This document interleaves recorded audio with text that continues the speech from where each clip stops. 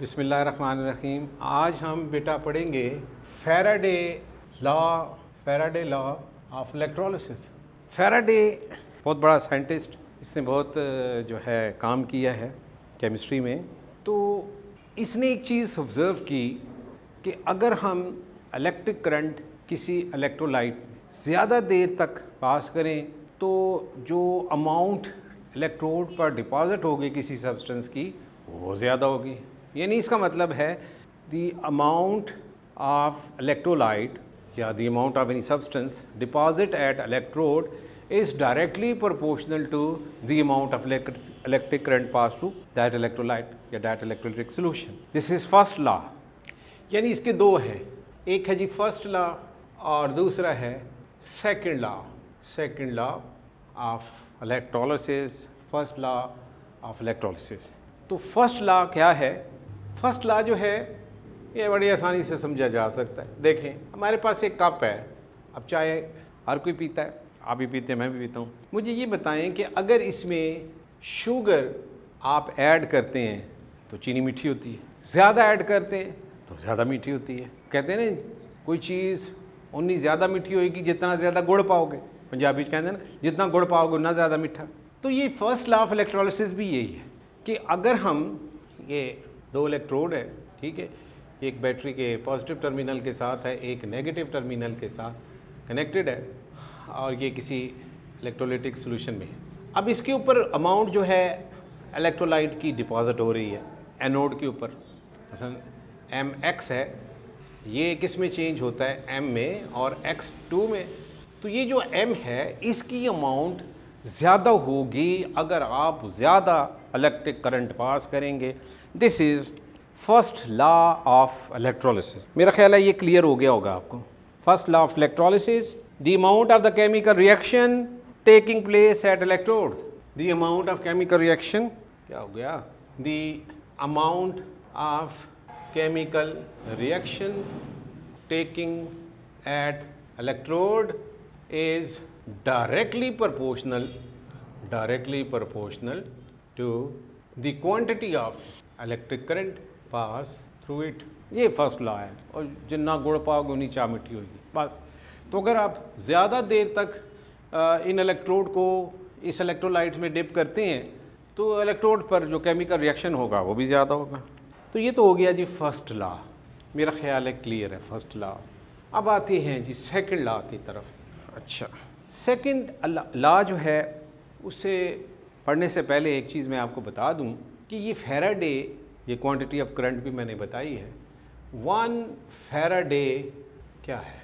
1 Faraday है charge carried by 1 mole electron. एक मोल जो इलेक्ट्रॉन चार्ज कैरी करते हैं दैट इज़ 1 फैराडे। अब एक इलेक्ट्रॉन पर एक मोल इलेक्ट्रॉन का मतलब क्या है? एक मोल इलेक्ट्रॉन का मतलब ये है 1 मोल इलेक्ट्रॉन मीन 6.02 इंटू 10 की पावर 23 इलेक्ट्रॉन, ठीक है। एक मोल इलेक्ट्रॉन इसके इक्वल है। अब एक इलेक्ट्रॉन पर चार्ज क्या है, ये आप चैप्टर नंबर 2 में पढ़ चुके हैं। चार्ज कैरिड बाय 1 इलेक्ट्रॉन, एक इलेक्ट्रॉन पर चार्ज कितना होता है? 1.6 इंटू 10 की पावर -19 कूलम एक इलेक्ट्रॉन पर चार्ज है। अब मुझे ये बताएं कि 6.02 इंटू 10 की पावर 23 अगर इलेक्ट्रॉन हो तो कितना चार्ज कैरी करेंगे? 1.6 इंटू 10 की power -19 coulomb multiplied by Avogadro number. तो इसका मतलब ये हुआ कि ये अगर आप मल्टीप्लाई करें तो 96,500 कूलम के करीब करीब आंसर आता है। यानी इसका मतलब ये हुआ कि 1 फैराडे 96,500 कूलम है। कूलम ठीक हो गया जी, मैं इन्हें उतार दूँ। अब 1 कूलम क्या है भाई? 1 कूलम जो है 6.28 इंटू 10 की पावर 18 इलेक्ट्रॉन। अगर ये नंबर हो 6.28 इंटू 10 की पावर 18, ये मैं ज़रा कंफर्म कर लूँ यही नंबर है। ये बाज़ बुक्स में 6.25 लिखा है और बाज़ में 6.28 लिखा है। तो चलें आप अपनी बुक के मुताबिक कर लें, ये 6.25 है। क्लियर कर लेना चाहिए, देख लेना चाहिए ताकि गलती ना हो। ये 1 मोल इलेक्ट्रॉन इतना नंबर है, तो ये 1 मोल नहीं है, उससे कम है। इतने इलेक्ट्रॉन जो चार्ज कैरी करते हैं वो क्या है, 1 कूलम है। नहीं समझे बात, क्लियर हो गया कि चार्ज कैरिड बाय 6.25 इंटू 10 की power 18 electron is equal to 1 coulomb. जैसे एक फैराडे, आपको मैंने बताया है कि एक फैराडे किसके इक्वल है, मैं लिख दूं charge carried by this number, ये 1 कूलम है। और चार्ज मैं दोबारा लिख दूं कैरिड बाय 6.02 इंटू 10 की पावर 23 इलेक्ट्रॉन, ये 1 फैराडे। तो फैराडे फिर बड़ा हो गया ना, और फैराडे बड़ा है, उसमें ये नंबर ज़्यादा है और ये नंबर उसके हिसाब से कम है, ठीक है। तो अगर हम फैराडे को और कूलम को आपस में रिलेट करें तो 1 फैराडे बनेगा जी 96,500 के करीब कूलम। तो कूलम फिर क्या हुआ, कूलम वो चार्ज है जो 6.25 इंटू 10 की पावर 18 इलेक्ट्रॉन कैरी करते हैं। ठीक हो गया जी। 1 कूलम क्या है, ये फिर कंफर्म कर लिया मैंने कि ये 6.25 इंटू 10 की पावर 18 इलेक्ट्रॉन जो चार्ज कैरी करते हैं वो 1 कूलम है। आज गर्मी भी बहुत सख्त है, पिंडी का मौसम आपको पता है, जून के महीना है और पिंडी जो है, और फिर आपको पता भी है जून अपना आप दिखाता भी है, जून में बहुत सख्त गर्मी होती है। तो यहाँ पे आज टेम्परेचर जो है कोई 42 के करीब है। अच्छा जी, अब हम सेकंड लॉ की तरफ आते हैं कि सेकंड लॉ क्या है। सेकंड लॉ ये है कि अगर आप सेम अमाउंट जो है चार्ज की डिफरेंट इलेक्ट्रोलाइट में से पास करें जो कि सीरीज़ में कनेक्टेड हैं, मैं आपको चलें ये पहले बता दूं, डिफरेंट इलेक्ट्रोलाइट है जो सीरीज़ में कनेक्टेड है, ये 4 हैं। इसमें है जी 1 मोलर सल्फ्यूरिक एसिड, इसमें है 1 मोलर जिंक सल्फेट सॉल्यूशन है, इसमें है 1 मोलर सिल्वर नाइट्रेट है, इसमें 1 मोलर क्या है कॉपर सल्फेट है। ठीक है जी, ये इलेक्ट्रोड है, ये एक है, इधर कॉला कर दो। ये डिफरेंट जो हैं इलेक्ट्रोड हैं, ये सॉल्यूशन है जिनके साथ हमने इनको कनेक्ट कर दिया है, पॉजिटिव नेगेटिव। तो ये क्या होगा जी, जो पॉजिटिव के साथ कनेक्टेड है इसको क्या कहेंगे, कैथोड। कैथोड होगा या एनोड, एनोड होगा ना। इस तरफ केटाइन आएंगे, एनोड, ये कैथोड। ठीक है, फिर इसी तरह से आप जो है बना सकते हो।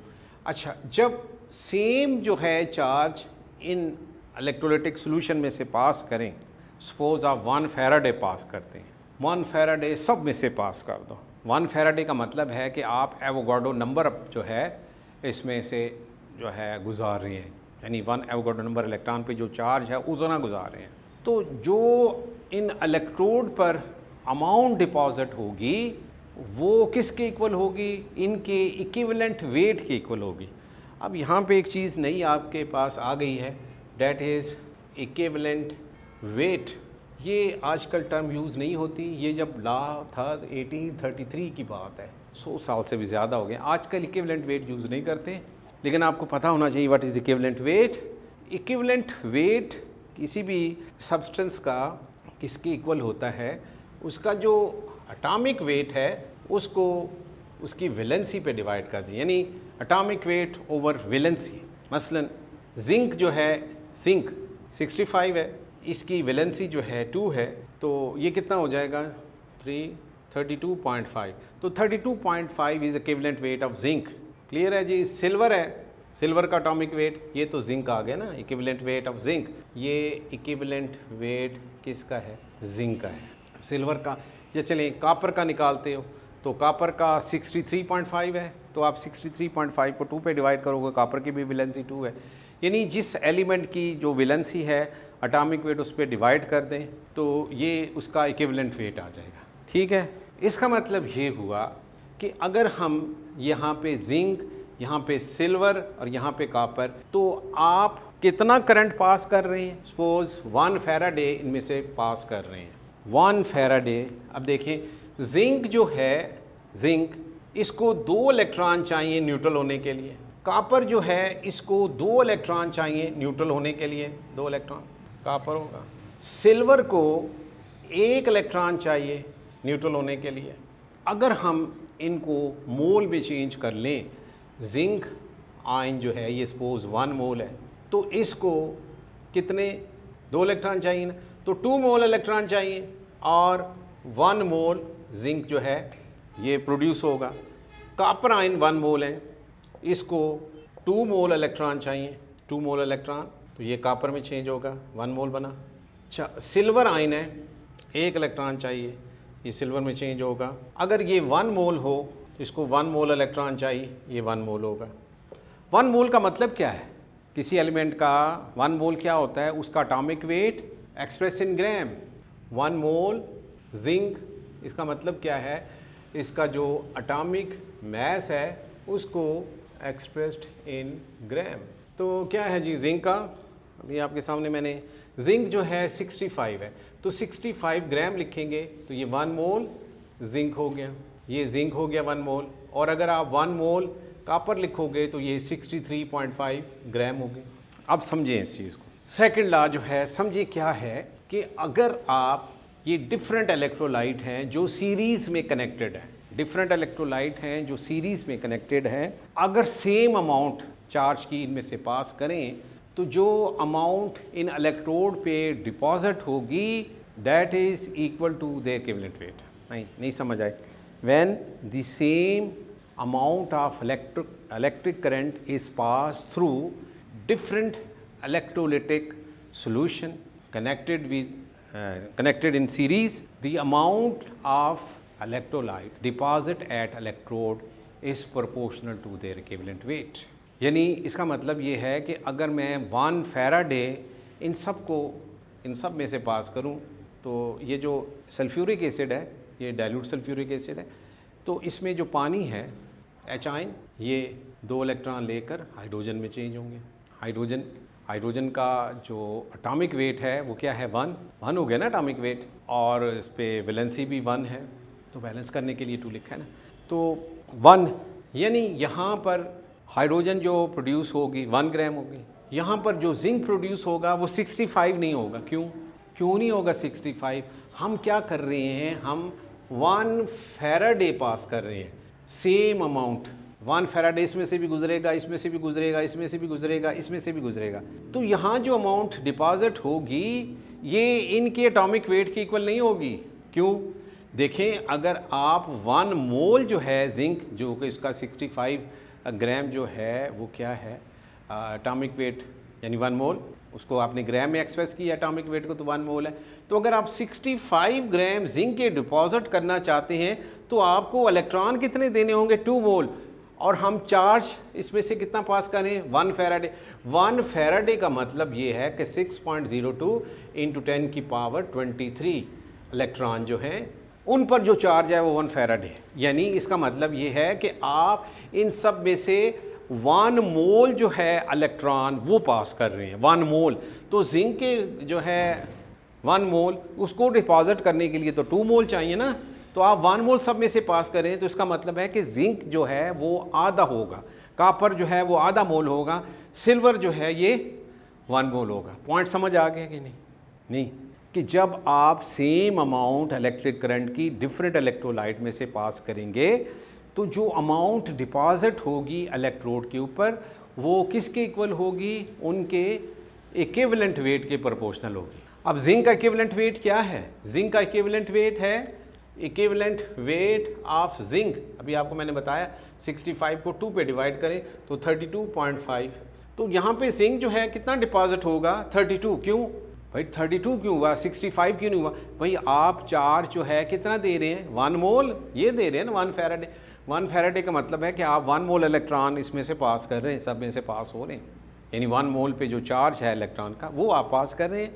तो जिंक को अगर 65 ग्राम डिपॉजिट होना है तो उसके लिए तो आपको डबल चाहिए होगा ना चार्ज, यानी 2 मोल इलेक्ट्रॉन आप दे रहे हैं सबको 1 मोल, तो फिर जिंक जो है आधा डिपॉजिट होगा 32.5। कॉपर जो है इसका जो एटॉमिक वेट है 63.5, उसका आधा आप कर लें, ठीक है। तो जो इलेक्ट्रोलाइट डिपॉजिट होंगे उनकी अमाउंट उनके इक्विवेलेंट वेट के, अब इक्विवेलेंट वेट मैंने आपको बताया एटॉमिक वेट ओवर वैलेंसी, कि जिंक पूरा 65 नहीं होगा, कॉपर पूरा से नहीं होगा, उसका एटॉमिक वेट उस हाफ होगा। This is second Faraday law. कल इंशाल्लाह हम न्यूमेरिकल्स करेंगे, तो नेक्स्ट टाइम इंशाल्लाह ये चैप्टर कंप्लीट हो जाए। तब तक अल्लाह हाफिज़।